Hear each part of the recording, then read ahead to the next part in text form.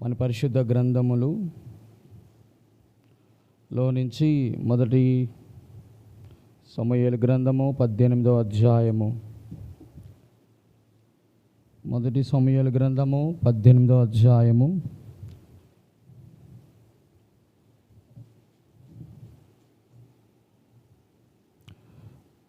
మొదటి 4 వచనాలు. మొదటి 4 వచనాలు చదువుకుందాం.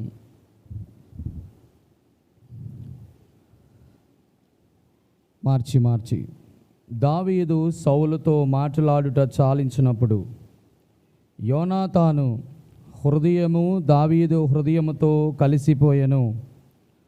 యోనాతాను దావీదును తనకు ప్రాణ స్నేహితునిగా భావించుకొని అతన్ని ప్రేమించెను.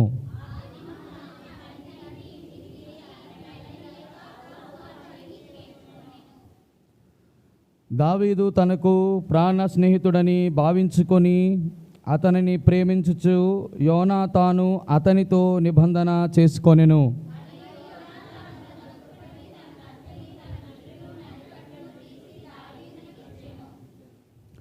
దేవుడు పరిశుద్ధ వాక్యాన్ని మనందరిలో దీవించి ఆశీర్వదించి ఆరాధన కొరకు సిద్ధపరచునుగాక. చిన్న ప్రార్థన చేసుకుందాం. మోకాళ్ళ మీదకి వస్తే మోకాళ్ళ మీదకి రండి. మహాగణుడు మా ప్రియ పల్లకుపు తండ్రి, నీ పరిశుద్ధ నామానికి స్తోత్రాలు. మరొక మారు నీ పాద సన్నిధికి వస్తున్నాను దేవా. గత కాలమంతయు ప్రభా నీ కృపా కాపుదల్లో భద్రపరిచి మరొక పునరుద్ధాన దినాన్న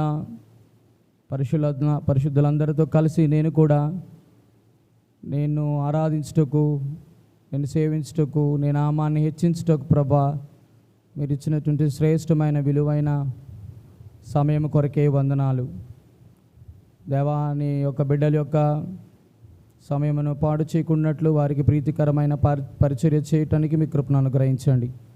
మీ మాటలు నా నోట ఉంచండి దేవా. నీ యొక్క బలిపీఠము మీద ఉన్నటువంటి నిప్పు కొరువుతో ప్రభా నా పెదవులు కాల్చండి.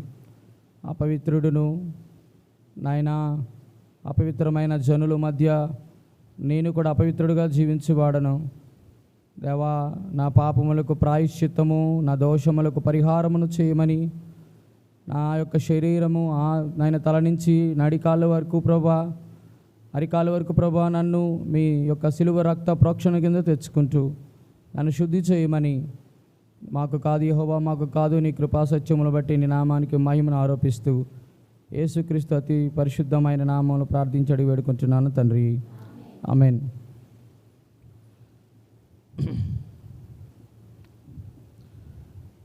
మొదటి సమూయేలు గ్రంథము మొదటి 4 వచనాల్లో ఆరాధన వర్తమానం కొరకై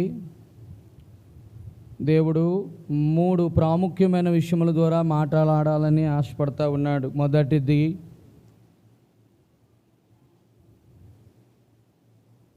ఇద్దరు వ్యక్తులు ఉన్నారు ఇక్కడ.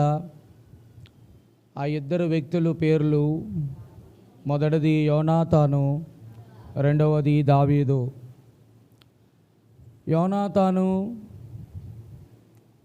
యొక్క స్థితి, దావీదు యొక్క స్థితి మొదటి భాగంలో చూస్తాం. రెండవది యోనాతాను ఆధిక్యతలు మరియు దావీదు ఆధిక్యతలు రెండవ భాగంలో చూస్తాం. మూడవది యోనాతాను యొక్క ప్రమాణము, దావీదు యొక్క ప్రమాణం చూసి మనం ముగిస్తాం. యోనాతాను యొక్క మొదటి స్థితి లేక స్థానము ఏమై ఉన్నది? The first thing that we're going to see in the worship message is the position of the Jonathan. యోనాతాను యొక్క స్థానం ఏమిటి? దావీదు యొక్క స్థానం ఏమిటి? Secondly we will see the privileges of the Jonathan. యోనాతాను యొక్క ఆధిక్యతలు చూస్తాం, దావీదు యొక్క ఆధిక్యతలు చూస్తాం. Thirdly the promise of the Jonathan to the David. దావీదుకి తో యోనాతాను చేసిన ప్రమాణాన్ని లేక నిబంధనని చూడడానికి ప్రయత్నం చేస్తాం. మొట్టమొదటిది యోనాతాను చేసినటువంటి మాట్లాడిన మొట్టమొదటి మాట ఏమిటి అని అంటే, రండి 18వ అధ్యాయం మొదటి వచనంలో చూడడానికి ప్రయత్నం చేస్తాం. దావీదు సౌలుతో మాట్లాడుట చాలించినప్పుడు యోనాతాను హృదయము దావీదు హృదయముతో కలిసిపోయెను. యోనాతాను దావీదును తనకు ప్రాణ స్నేహితునిగా భావించుకొని అతనిని ప్రేమించెను. సాధారణంగా ఈ రెండు చూస్తే చాలా కాంట్రడిక్షన్గా ఉంటుంది. సాధారణంగా మనకేమీ అర్థం కాదు. ఎందుకంటే యోనాతాన్ ఏంటి, దావీదుతో స్నేహం చేయడం ఏంటి? యోనాతాన్ ఏంటి, దావీదుని ప్రేమించడం ఏంటి? యోనాతాన్ ఏంటి, దావీదుతో కలిసి ఉండడం ఏంటి? యోనాతాన్ ఏంటి, దావీదు హృదయంతో కలిసిపోవడం ఏంటి? ఇది చాలా చాలా విభిన్నమైనటువంటి ప్రక్రియ. కారణం ఏంటంటే యోనాతాన్ ఇక్కడ ఎవరు అని అంటే ఆయన సౌలు యొక్క కుమారుడు. అప్పటికే సౌలు 40 సంవత్సరాలు పరిపాలనిస్తున్నటువంటి ఇజ్రాయేలుకు మహారాజు యొక్క కుమారుడు యువరాజు.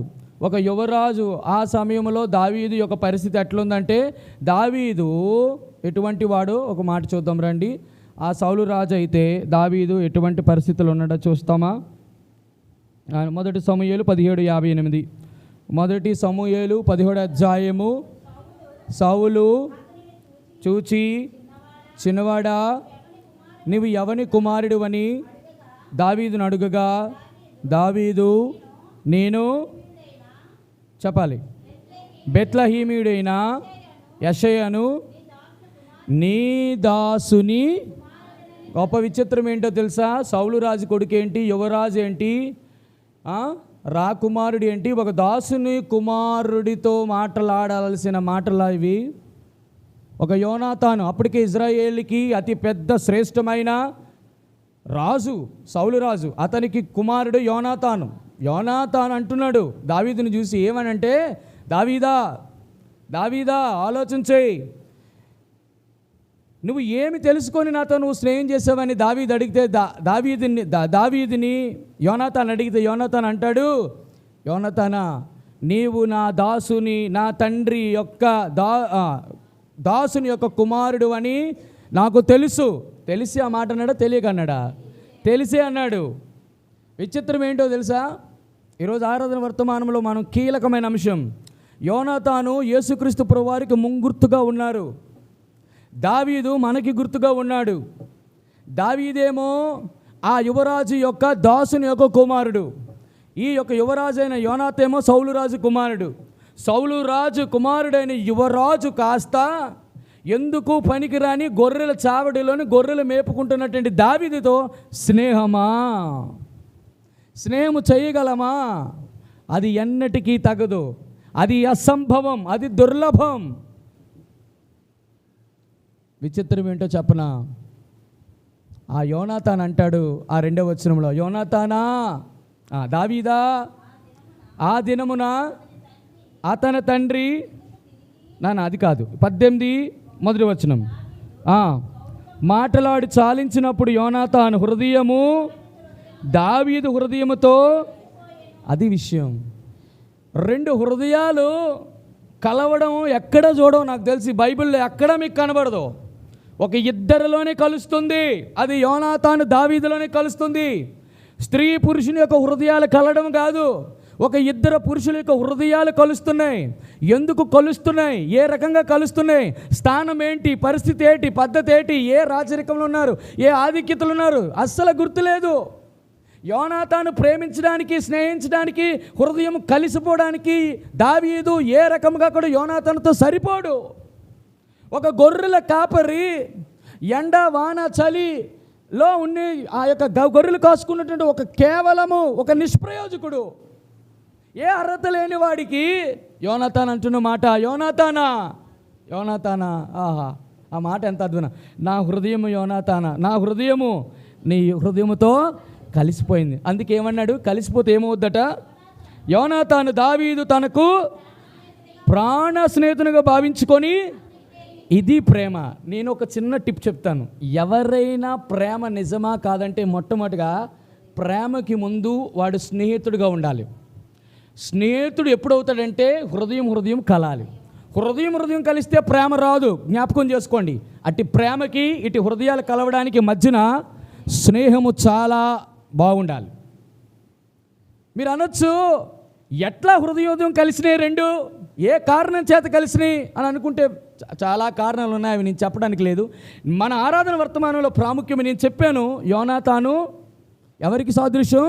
యేసుక్రీస్తు ప్రభువారికి ముంగుర్తుకున్నాడు. దాసుడు అనగా బిడలారా, యోనాతాను కేవలం యువరాజు, కేవలం ఇజ్రాయేలు రాజ్యానికి, ఇజ్రాయేలు ప్రజలకి కేవలం యువరాజు.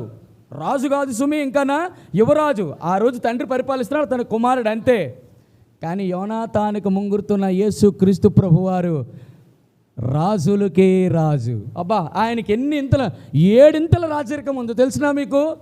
7 ఇంతల రాజరికముతో ఉన్నటువంటి యేసుక్రీస్తు ప్రభువారు దావీదుకు ముంగుర్తుకున్న మనము దాసులము, అనగా పాపానికి దాసులము, పితృపరంప ఆచారాలకు దాసులము, వ్యర్థ ప్రవర్తనకు దాసులము, చెడు చూపులకు దాసులము, పాపిష్టి లోకానికి దాసులం, పాపిష్టి మాటలకు దాసులం, పాపిష్టి చేతలకు దాసులం, పాపిష్టి ప్రవర్తనకు దాసులము, పాపిష్టి జీవితానికి దాసులము. ఇటువంటి మనల్ని యువరాజు అయినటువంటి అలంకరింపబడిన రాజు, మహిమగల రాజు, ఉన్నత పరిశుద్ధ స్థలములు నివసించు రాజు, ఎవరు సమీపించలేని ఉన్నత పరిశుద్ధ స్థలములో నివసించు రాజు, ఆ రాజు దాసుడైన నిన్ను ప్రేమించడం సామాన్య విషయమా? ఒక యువరాజు కేవలం ఒక ప్రధానమంత్రి, ముఖ్యమంత్రి కొడుకే ఇక్కడ దయానందన నాబోటోడితో స్నేహం చేయడం మామూలు విషయమా? కాదే. మరి అలాంటప్పుడే రాజులకు రాజు, చక్రవర్తి అయినటువంటి దేవాది దేవుడు పాపి అయిన మనిషిని స్నేహించడం మామూలు విషయమా? సాధారణమైన విషయమా? మనకి చాలా చీపుగా కనబడుతుంది. యేసుక్రీస్తు ప్రభు లోకాన్ని ప్రేమించడానికి నువ్వు ఎక్కడున్నావు? పాపంలో ఉన్నావు, దౌర్భాగ్యంలో ఉన్నావు, దుష్ట లోకములో ఉన్నావు, దరిద్రమైన జీవితంలో ఉన్నావు, చూడగా పెంటలో ఉన్నావు. అటువంటి వాడైనటువంటి మనల్ని యేసుక్రీస్తు ప్రభువారు అలంకరింపబడిన రాజా, మహిమగల రాజా, రాజులకు రాజా, ప్రభువులకు ప్రభువా, షాలేము రాజా, నీతికి రాజా, సమాధానానికి రాజా, ఇన్న 7 ఇంతల రాజరికం ఉన్నటువంటి యేసుక్రీస్తు ప్రభువారు పాపానికి దాసులము, లోకానికి దాసులము, శాపానికి దాసులము, చెడు చూపులకు దాసులము, జారత్వానికి దాసులము, చీకటికి దాసులము, అన్నిటికీ దాసులమే. అటువంటి మనల్ని ప్రేమిస్తే మామూలు విషయమా? ఈరోజు వర్తమానం ఏంటో తెలుసా? అటువంటి రాజు అయినటువంటి యేసుక్రీస్తు ప్రభువారా, దాసుడైన నన్ను, 7 ఇంతల దాసత్వంలో ఉన్నటువంటి నన్ను నువ్వు ప్రేమించావయా, అందును బట్టి నీకు వందనాలు. ఇది మొదటిది. 2, నేను ఎక్కువ చెప్పను, ఇన్ టైం అంటే టైం. రెండోది 18వ అధ్యాయము 4వ వచనం. మొదటి సమూయేలు 18వ అధ్యాయం 4వ వచనం. మరియు యోనాతాను తన దుప్పటిని, తన కత్తిని, తన విల్లును, నడి కట్టును తీసి దావీదుకి ఇచ్చెను. అమ్మా వినండి ఈ మాట. యోనాతానికి 4 ప్రాముఖ్యమైనటువంటి అస్త్రాలు ఉన్నాయి. మొదటిది ఏంటి? మొదటిది దుప్పటి, 2 కత్తి, 3 విల్లు. విల్లు అంటే ఏంటి? బాణమా? అది విల్లు అంటే బాణాలు కాదు, పట్టుకుంటారు, విల్లు ఎక్కువ పెట్టి అని అంటాం కదా, అది. 2, 3, 4 నడికట్టు. బిడ్లరా, యోనాతాను ఈ 4 ఉన్నాయట యోనాతానికి. ఈ 4టిని ఎవరికి ఇచ్చాడు? ఎందుకు ఇచ్చాడు? మొదటిది తన హృదయము దావీదు హృదయముతో కలిసింది. 2 ప్రాణ స్నేహితుడిగా భావించుకున్నాడు. 3 ఈ 3 కారణాలు యేసుక్రీస్తు ప్రభువారి యొక్క హృదయము నీతో హృదయముకి ఎప్పటికీ కలదు, కానీ కలిసేటట్టుగా చేశాడు. 2 ఎప్పటికీ నువ్వు ఆయనకి స్నేహితుడు కాలేవు, కాబోవు. ఈ 3 కూడానా, కానీ యేసుక్రీస్తు ప్రభువారు చేశాడు. 3 ఎప్పటికీ నువ్వు ఆయన ప్రేమను అందుకోలేవు, కానీ ఆయనే నీ దగ్గరికి వచ్చి ఆయనే మొదటగా నిన్ను, చాలు దేవా నన్ను ప్రేమించావు, నన్ను స్నేహితునిగా పరిగణించావు, నా హృదయంతో నీ హృదయం, నా హృదయము అన్నిటికంటే మోసకరమైంది, ఘోరమైన వ్యాధి కలది, దాన్ని గ్రహించేవాడు లేడు. ప్రభువా, నా పాపి హృదయం, పాపిష్టి హృదయంలో నువ్వు ఉండడానికి ఇష్టపడ్డావయ్యా, అందుకు నువ్వు నన్ను ప్రేమించావు ప్రభువా. ఇంతకంటే గొప్ప స్నేహితుడు ఎవడుంటాడు? నీ హృదయం తెలిసి నీ స్నేహితుడు నడి ఏటిలో ముంచి నేను వెళ్ళిపోతాడు. నీ స్థితి, నీ గతి, నీ పరిస్థితి తెలిసి నేను నడి రోడ్డు మీద విడిచిపెట్టి వెళ్ళిపోతాడు. కానీ మనం ఆరాధిస్తున్న యేసుక్రీస్తు ప్రభువారు, బిడ్డ నేను ఎందుకు నిన్ను ప్రేమించానో తెలుసా? నువ్వంటే నాకు ప్రేమరా. కారణం ఏంటో తెలుసా? నీవు నాకు దాసుడుగా కాదు, నువ్వు నాకు స్నేహితుడు నాన్న. నువ్వు నాకు స్నేహితుడు ఎందుకయ్యో తెలుసా? నీ హృదయంలో నేను ఉండాలని ఆశపడ్డాను. ఈ రోజుల్లో ఎంతమంది నీ హృదయాన్ని చూసి ప్రేమించేవారు తక్కువ. నిన్ను ప్రాణ స్నేహితుడిగా భావించుకొని నీకే వెన్నుపోటు పొడుచున్న చాలామంది ఉంటారు. నిజం చెప్పనా, నా ప్రభు అటువంటి వాడి కాదు. మనం సేవిస్తున్న దేవుడు అటువంటి కాడు. అంటాడు కదా, నా హృదయం కలడమే కాదు, ప్రాణ స్నేహితుడిగా భావించడమే కాదు, ప్రేమించడం మాత్రమే కాదు. అంటాడు, నా దుప్పటిని, నా విల్లుని, నా కత్తిని, నా నడికట్టుని, ఈ నాలుగు ప్రశస్తమైన ఆత్మ సంబంధమైన విషయాలకి గుర్తు. మొదటిది దుప్పటి. దేనికి గుర్తో తెలుసా?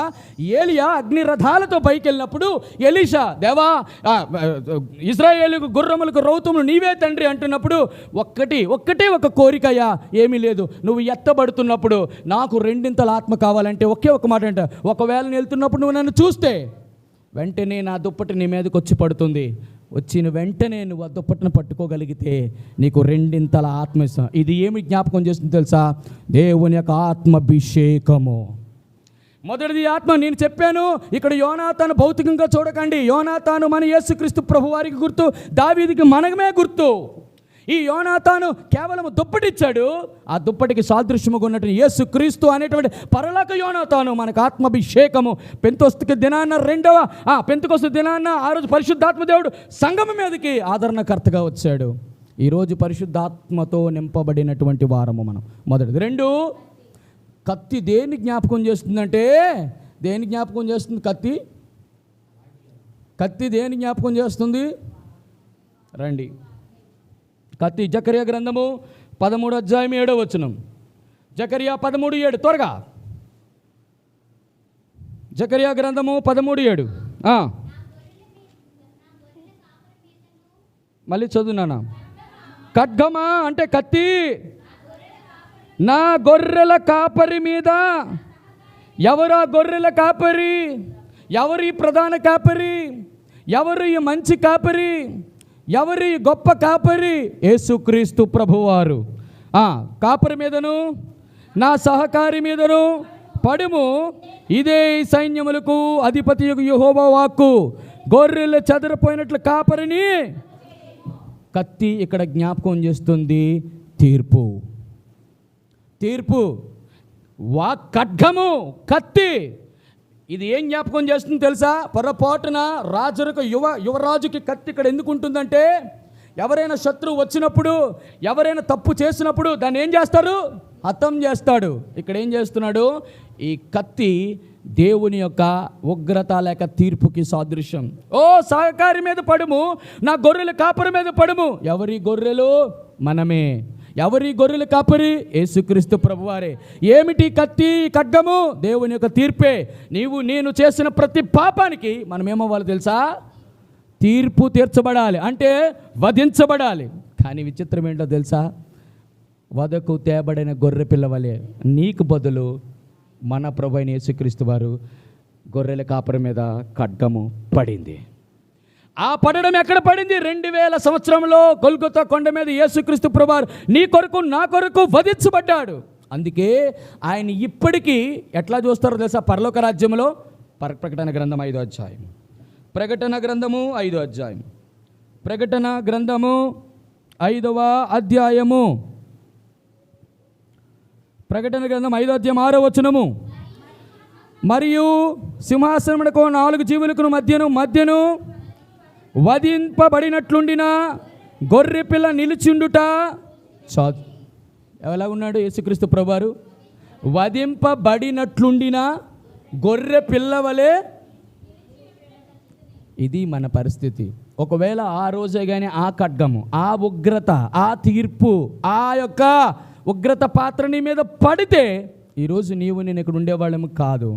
బహుశా మనమందరం పాతాళంలో దిక్కు తోచలేనటువంటి వారికి అందరూ పెడబొబ్బులు పెడుతూ, కేకలు వేస్తూ, వేదన, బాధ, రోదనతో అక్కడ ఉండేవాళ్ళం మేము. ప్రభువా, ఒకవేళ నా తీర్పును నువ్వు కానీ పొందుండకపోతే, ఆ ఖడ్గం, ఆ తీర్పు కానీ దేవాది దేవుడు మా మీద వేయాల్సింది నువ్వే మధ్యకి రాకపోయి ఉండకపోతే మా పరిస్థితి ఎట్లున్ను. ఇది 2. మొదటిది దుప్పటి అనగా ఆత్మాభిషేకం. 2 ఉగ్రత. 3 విల్లు. విల్లు ఏం జ్ఞాపకం చేస్తుంది? విల్లు ఏం చేస్తారు? విల్లు గుర్రం మీద ఎక్కి చంకలు పెట్టుకొని ఊరేగుతారా? ఏం చేస్తారు? శత్రువు వచ్చినప్పుడు వాడి ప్రాణం అంటే ఇది ఏం జ్ఞాపకం చేస్తుందంటే విల్లు ఎప్పుడు కూడా ఎక్కువ పెట్టడానికి ఉపయోగిస్తాడు. ఎక్కువ పెట్టడం అనేదాన్ని ఏం చేస్తామంటే బలం ఉపయోగిస్తాం. ఈ బలము లేకపోతే నువ్వు ఆ విల్లును కూడా ఎక్కువ పట్టలేవు. అంటే అర్థం ఏంటో బిడ్లారా, ఇది ఏం జ్ఞాపకం చేస్తుందంటే ప్రకటన గ్రంథము 6వ అధ్యాయము 2వ వచనం. త్వరగా చూడగా ఇదిగో ఒక తెల్లని గుర్రము కనబడిను, దాని మీద ఒకడు విల్లు పట్టుకొని కూర్చుండి, అతడు ఒక కిరీటం ఇవ్వబడెను, అతడు జయించుచు జయ జీవితానికి గుర్తు. ఈ రోజుల్లో యేసుక్రీస్తు ప్రభువారు యోనాతాను అక్కడ దావీదుకు విల్లు మాత్రం ఇచ్చాడు. కానీ విల్లుకు సాదృశ్యంగా పరలోక జోనాతాన్ అయినటువంటి ఈ యోనాతాను మనకేమిచ్చాడో తెలుసా? జయ జీవితం ఇచ్చాడు. ఇది దేని మీద జయం? రండి, మొదటి యోహాను రాసిన పత్రిక 5వ అధ్యాయం. 5వ అధ్యాయం 4వ వచనం. త్వరగా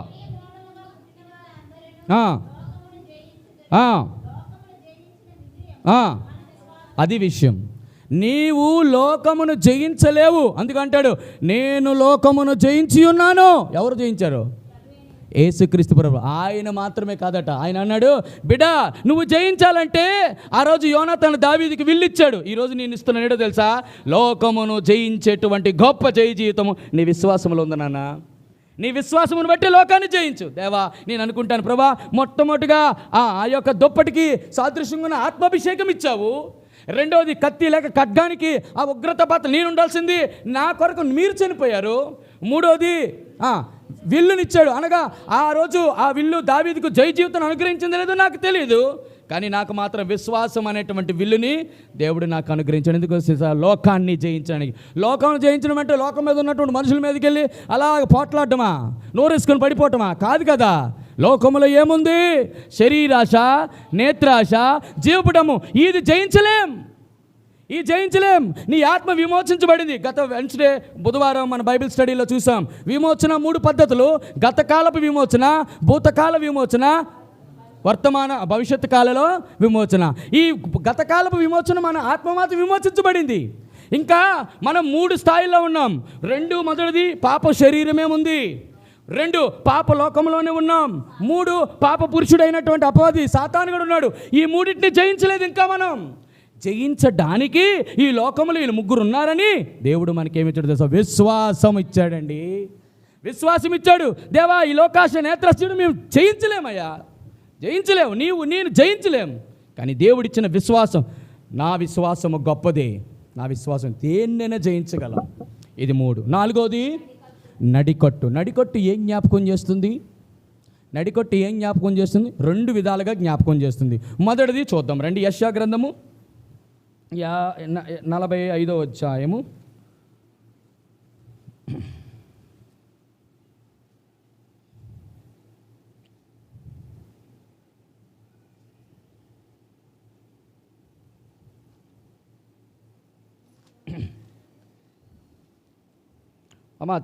'తీసారా? యెషయా గ్రంథము 11వ అధ్యాయం 5వ వచనం అనుకుంటా. చూడండి, యెషయా గ్రంథము 11:5.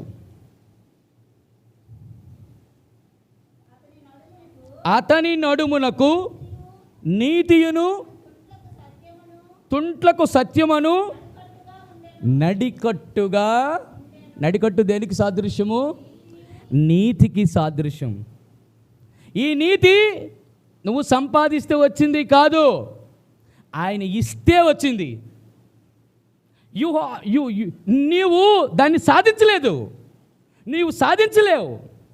ఎందుకంటే ఆ నీతి దేవుడు నీకు ఆపాదించాడు.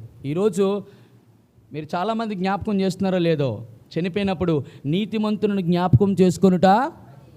చాలామంది ఈ మాట చూసినప్పుడల్లా, బ్రదర్ అతనంతా కూడా అలా ఉన్నాడుగా, ఆయన ఏమైనా నీతిగా ఉన్నాడా, నీతిమంతుడా అని అంటే నీతిమంతుడు కాదు. ఎందుకు? దేవుని గ్రంథం చెప్తే నీతిమంతుడు లేడు, ఒక్కడు లేడు. మరి నీతిమంతుడు ఎందుకు జ్ఞాపకం చేసుకొని కృతజ్ఞత కూడుకు పెట్టుకుంటున్నాం? చనిపోయిన తర్వాత ఎందుకు ఆయన జ్ఞాపకం చేసుకుంటామంటే, బిడ్డ అదే ఆలోచన చేయండి. ఎవడు నీతిమంతుడు కాదు, కానీ ఏ నీతి తెలుసా? ఒకసారి చెప్పాను, నీతి అంటే ఏ చెట్టు లేనప్పుడు ఆవదం చెట్టే, ఆవదం చెట్టు ఏంటి? కాళ్ళు ఎగరేస్తుందంట. ఏ చెట్టు లేనప్పుడు ఆవదం చెట్టు కాళ్ళు ఎగరేస్తుంది, అవునా కాదా? త్రాగుబోతులతోని, వ్యభిచారులతోని, లోకంలో ఇష్టాసారంగా తిరుగుతున్న వాళ్ళతోని క్రైస్తవుడైనటువంటి నీవు రోజు దేవుని మందిరంకి వచ్చి ప్రార్థన చేసి ఆరాధన పోల్చుకుంటే నువ్వు ఎట్లా కనబడతావు తెలుసా? వాళ్ళ దృష్టికి అబ్బా ఎంత గొప్పలో, చక్క మందిరంకి వెళ్తున్నారు, ప్రార్థనలు చేస్తున్నారు, దేవుళ్ళు చక్కగా ఎదుగుతున్నారు అని నీకు అనిపిస్తుంది, అవునా కాదా? కానీ ఇదే ఆదము చెట్టు ఎవరి దగ్గర నిలబడాలా? దేవుని దగ్గర నిలబెడితే నీ అసలు రంగు తేలిపోద్ది. నీ నీతి ఎంతో బైబిల్ దగ్గర తేలిపోద్ది. నీ యొక్క ఇదేంటో ఆయన ఆత్మ అభిషేకం దగ్గర తేలిపోతుంది. బిడ్డలారా, దేవుడు చెప్తున్న మాట అంటే, నీకు జీవితంలో సాధించలేని ఒక అద్భుతమైనటువంటి విషయాన్ని నీకు ఇచ్చాను. ఏంటో తెలుసా? నీతి. ఈ నీతిని నడికట్టుకి ఇచ్చాడట యేసుక్రీస్తు ప్రభువారు. నీతి నడికట్టు అంటే అర్థం ఏంటి? నడికట్టు అంటే అర్థం ఏంటి?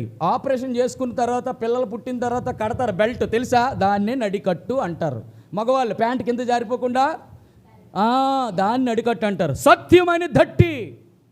మొదటిది నీతి, రెండవది సత్యం అంటే వాక్యము. ఈ వాక్యమే నేను ఏం చేస్తుందా సార్? ఇది బలపరుస్తుంది. పడిపోకుండా, వసిలిపోకుండా, పడిపోకుండా ఏం చేస్తుంది? బలపరుస్తుంది. ఈరోజు 4 యేసుక్రీస్తు ప్రభువారు నీకు నాకు ఇచ్చాడు. మొదటిది, మనకు రావాల్సిన ఉగ్రత ఆయన తీసుకున్నాడు. మనం ఇప్పుడు ఉగ్రతా పాత్రలు కదా, కరుణా పాత్రలుగా చేశాడు. 2, ఆయన అభిషేకాన్ని మనకిచ్చాడు. 3, జయించే విల్లుని యోనాతాను దావీదుకి ఇస్తే, ఈ పరలోక యోనాతాను మనకేమిచ్చాడు? జయ జీవితమైన విశ్వాసాన్ని మనకిచ్చాడు. 4, నడికట్టు నీతి లేక సత్యాన్ని మనకిచ్చాడు. ఒకవేళ ఈ నీతి సత్యం మనకి లేకపోతే, ఈ యొక్క ఆత్మాభిషేకం లేకపోతే, ఆ తీర్పుల్లో నుంచి తప్పించుకొని ఉండకపోతే, ఈరోజు నీ పరిస్థితి నా పరిస్థితి ఎట్లున్నాం? ఈరోజు ఆరాధన మనం చేయలేము, ఎందుకంటే మనం అప్పటికి ఉండేవారం కాదేమో. ఇది 2. 3, మొదటిది ఏం చూసాం? The position of the Jonathan, అవునా కదా? మొదటిది ఏంటి? యోనాథాన్ పొజిషన్ ఏంటి? ఆయన రాజు, మనము దాసులము. 2, ఆయనేమో యువరాజుకును 4 ఇచ్చాడు. ఎవరు?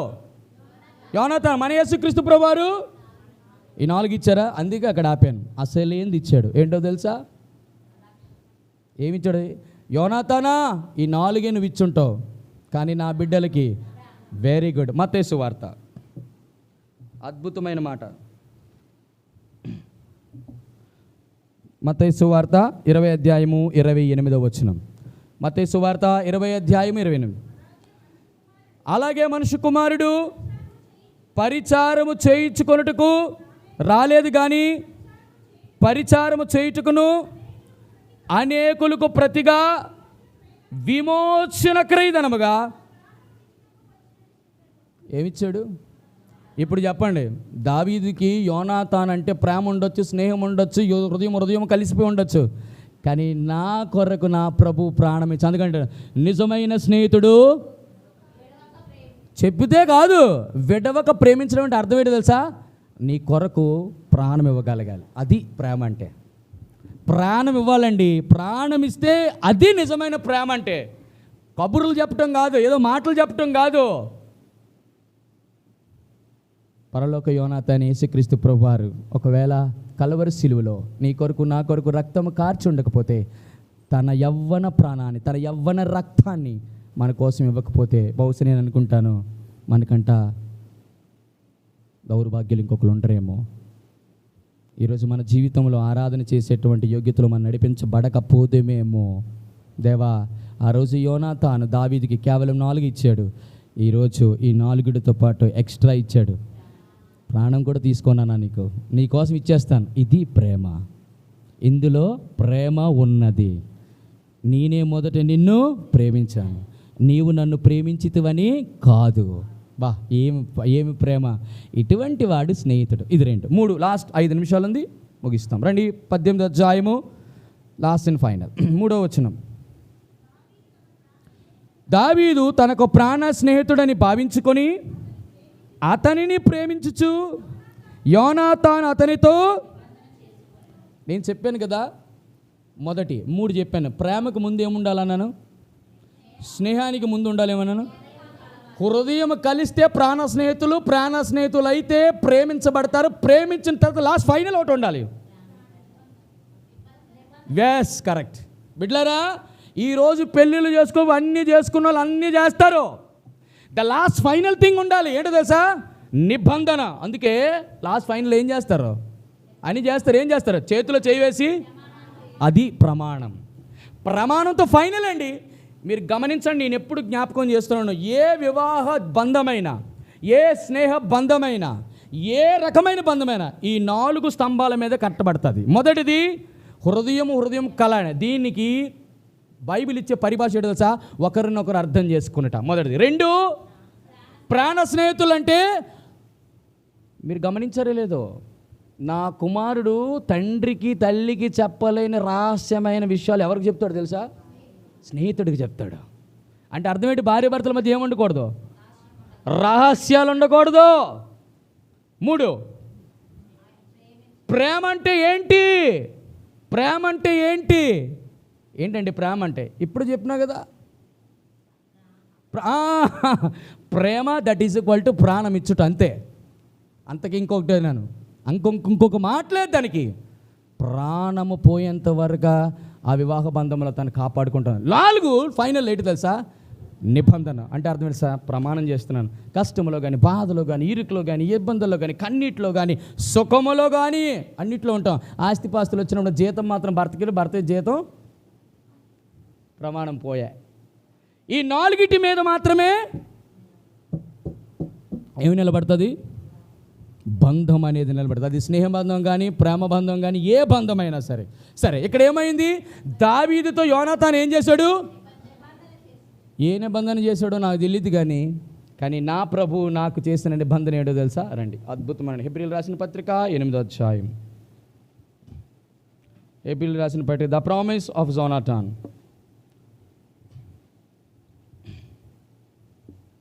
8వ అధ్యాయము 9వ వచనం. వీరి పితరులు వెలుపలికి రప్పించుటకై వారిని చేయి పట్టుకున్న దినమున నేను వారితో చేసిన నిబంధన వంటిది కాదు. ఏమనగా, చాలు నాన్న, ఏటట 430 సంవత్సరాలు మహాభయంకరమైన వేదన, రోదన, బాధ, కన్నీరు, నిట్టూర్పు విడిస్తే నా సేవకుడైన మోషేని పంపించి ఐగుప్తు దేశం నుంచి మిమ్మల్ని విడుదల చేసి ఏం చేశాడు? అరణ్యములో వారితో ఒక నిబంధన చేశాడట. నిబంధన చేస్తే ఆ నిబంధనలో వారు అందుకే పోయారు. 6 లక్షల కాల్బలంలో కనీసం ఒక్కడు మిగలకపోవడం కారణం ఏంటో తెలుసా? నిబంధనలు. ఈరోజు బిడ్డలారా, ఈరోజు మన బంధము దేవునితో నిలబడ్డ కారణం తెలుసా? చేసిన ప్రమాణం, ఇచ్చిన మాట, చేసిన మృక్కుబడి మిస్ అయిపోవడమే. ఆ కారణం చేతే ఈరోజు బంధాలు, స్నేహ బంధాలు, ప్రేమ బంధాలు, వివాహ బంధాలు అందరూ విచ్ఛిన్నమైపోతున్నాయి. విచ్ఛిన్నమైపోవడం కారణం అదే. నిబంధనతో ముడిపడి ఉండాలా. ప్రమాణం ఏమో భర్తతో చేస్తాం. కొన్ని రోజులు అయిపోయిన తర్వాత భర్త ఎట్ట కనబడతాడు? బాగా కనబడ్డు. ఇప్పుడు ఏమయ్యాడు? ఇప్పుడు భార్య ఏమైంది? నేనేం చెప్పక్కర్లా, మన హృదయాలకు తెలుసు. ఏ రోజైనా నిబంధన చేసావా? కట్టుబడి ఉండాల్సిందే. అది నిబంధన అంటే. అంతేగాని ఇచ్చిన మాట అది కాదు. నా ప్రభు అంటున్నాడు, నిబంధన నేను చేశాను, వారు నా నిబంధనలు నిలవలేదు. ఎంత బాధపడి ఉంటాడు. ఇప్పుడేం తెలుసా? ఏ నిబంధన అయితే ఐగుప్తులకు చేస్తూ నిలవబడలేదో ఇప్పుడు ఆ నిబంధన మనకు వచ్చింది. ఏటో నిబంధన తెలుసా? రండి, అద్భుతమైనటువంటి నిబంధనలు. లోకాసు వార్త 22వ అధ్యాయం 20వ వచనం. త్వరగా చదవండి, 5 నిమిషాలు. 11:30 అవడానికి 5 నిమిషాలు ఉంది. లోకాసు వార్త 22వ అధ్యాయం 20వ వచనం.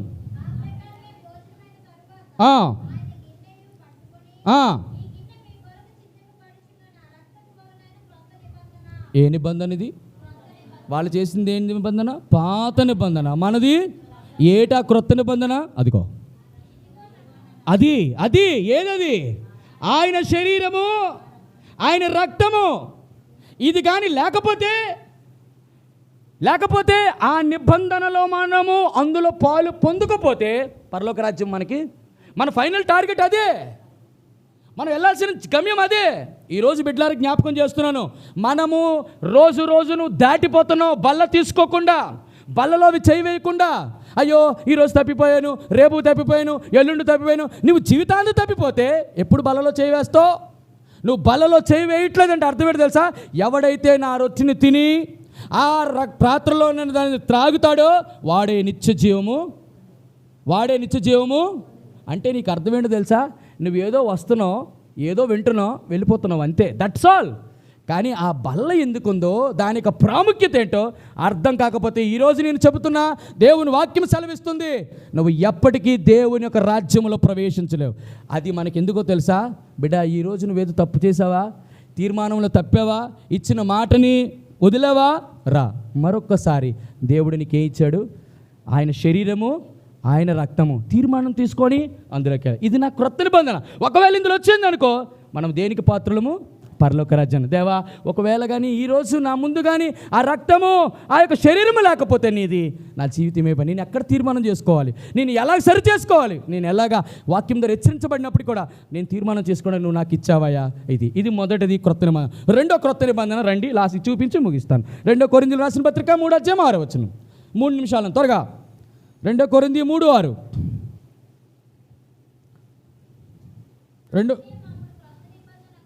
ఆయనే మనలను క్రొత్త నిబంధనకు, అనగా చెప్పాలి, అక్షరమునకు కాదు కానీ ఆత్మకే పరిచారకుల మగుటకు. అమ్మా, ఏంటి క్రొత్త నిబంధన తెలుసా? నీకు పరిచర్య చేయటము మామూలు వ్యక్తికి చేయట్లేదట. ఎవరికి? కనిపించనటువంటి ఒక అదృశ్య రూపి ఇక్కడ ఉన్నాడు. ఈ సియోను ప్రార్థనా మందిరములో ప్రతి ఒక్కరి యొక్క గమనిక, తలంపులు, ఊహలు, ఆలోచనలు కనిపెడుతున్న దేవుడు ఇక్కడ ఉన్నాడు. ఈ దేవుని యొక్క స్థితికి తగినట్టుగా నీ పరిచర్య చేయలేనప్పటికీ, దేవా నీకు తగినట్టుగా జీవించలేకపోతున్నాను, నీకు తగినట్టుగా నేను పని చేయలేకపోతున్నాను, నీ పరిచర్యలో కొనసాగలేకపోతున్నాను అని నువ్వు అనుకుంటే అంటున్నాడు, బిడ్డ నేను నీకు క్రొత్త నిబంధన చేశాను రా. అదేటో తెలుసా? నా ఆత్మకి నువ్వు పరిచర్య చేసేవాడిగా నేను నీకు సామర్థ్యం ఇస్తాను. ఇది క్రొత్త నిబంధన. సామర్థ్యం ఇచ్చేవాడు ఆయనే. మనకి తీర్మానంలో క్రొత్త తీర్మానం చేసుకోవడానికి మన ముందు ఇచ్చిన శరీరము, రక్తము ఆయనదే. ఇది క్రొత్త నిబంధన. ఓ దావీదు, నువ్వు యోనాతాను గురించి నువ్వేం చెప్తావు అని అంటే, నువ్వేం చెప్తావు మాకు తెలియదు, కానీ మా పరలోక యోనాతాను యేసుక్రీస్తు ప్రభు గురించి 3 విషయాలు. మొదటిది, నా పొజిషన్, నా స్థానం ఏంటి? దాసుని స్థానం. దేనికి దాసులము? పాపని అన్నిటికీ దాసులం. ఆయన రాజు. ఆ రాజు అయినటువంటి ఆ స్థానంలో దాసుడైనటువంటి ఈ స్థానంకి వచ్చి నాతో ఏం చేశాడు? హృదయం 3 మాటలు గమనించాలి. మొత్తం 4 స్తంభాలు. హృదయం కలిసింది, ప్రాణ స్నేహితుడిగా అనుకున్నాడు, ప్రేమించాడు, నిబంధన చేశాడు. ఇది మొదటి స్థానం. 2, ద పొజిషన్ ఆఫ్ ద జోనాటాన్. రెండోది, ద ప్రివిలేజ్. యోనాతానికి ఏమున్నాయి? 4 ఉన్నాయి. దుప్పటి, కత్తి, విల్లు, నడికట్టు. కానీ ప్రాణం ఇచ్చాడా యోనాతాను దావీదికి? ఇవ్వలేదు. టైం టు టైం వచ్చాడు. మీకు తెలుసా, బైబిల్ గ్రంథంలో దావీదికి అపాయం వస్తే యోనాతాను విడిచి వెళ్ళిపోయినట్టు బైబిల్ గ్రంథంలో ఉంది. విడిచి వెళ్ళిపోయాడు యోనాతాను. ఏ ప్రేమేటైంది? ఏమి శపథం చేసావు, నిబంధన చేసావు, అన్నీ ఇచ్చావు. ప్రాణం వచ్చేటప్పటికి ఎక్కడ నీ ప్రేమ, ఎక్కడ హృదయం కలిసింది, ఎక్కడ నీ స్నేహం, ఎక్కడ నిబంధన? పోయిందంతా. ప్రాణము దగ్గరికి వచ్చినప్పుడు తెలుస్తుంది బిడ్డ, నువ్వు ఆ బంధములు ఎంత స్థిరపడ్డావో లేదో. దేవునికి ఇచ్చినటువంటి మాట తప్పిపోయినట్టు తెలుస్తుంది. ఇది 2. నా కొరకు 4 ఇచ్చావు, ప్రాణం వచ్చేటికి వెళ్ళిపోయి. కానీ నా ప్రభువు తన ఇష్టపూర్వకముగా నా కొరకు ప్రాణం పెట్టాడు. ప్రాణం పెట్టాడు నా ప్రభు. ఇది 2. 3, ప్రమాణం, ద ప్రామిస్ ఆఫ్ ద జోనాటాన్. ఏంటి? ఏం ప్రమాణం చేశాడు? నిన్ను విడిచిపెట్టరు, నీతో ఏదైనా ఎన్ని కబుర్లు చెప్పాడో యోనాతాను. చివరికి నా ప్రభు మాటలు చెప్పేవాడు కాదు, చేతలలో చూపించాడు. ఏ నిబంధన తెలుసా? నేను ఎక్కడ పడిపోతానేమని తన శరీరాన్ని, తన రక్తాన్ని నాకు మందిరంలో ఒక క్రొత్త నిబంధనకి గుర్తుగా నా దగ్గర ఉంచాడు. అది తీర్మానంలోకి నన్ను నడిపిస్తున్నావు ప్రభువా, నీకు వందనాలు. రెండోది, నేను నీ పరిచర్య చేయడానికి సామర్థ్యం లేక బలహీనైపోతే దానికి సామర్థ్యాన్ని కలుగు చేసే ఆత్మ కొరకు పరిచారకైన క్రొత్త నిబంధన దేవుడు నాకు చేశాడు. చాలదా? The position of the Jonathan, the privilege of the Jonathan, the promise of the Jonathan. యోనాతాను యొక్క స్థానము, యోనాతాను యొక్క ఆధిక్యతలు, యోనాతాను యొక్క ప్రమాణం. ఈరోజు యేసుక్రీస్తు పరలోక యోనాతాన్ అయితే ఈ 3 ఆధిక్యతల ద్వారా నీవు నేను ఆరాధించలోకి నడిపించబడును గాక. ఆమేన్.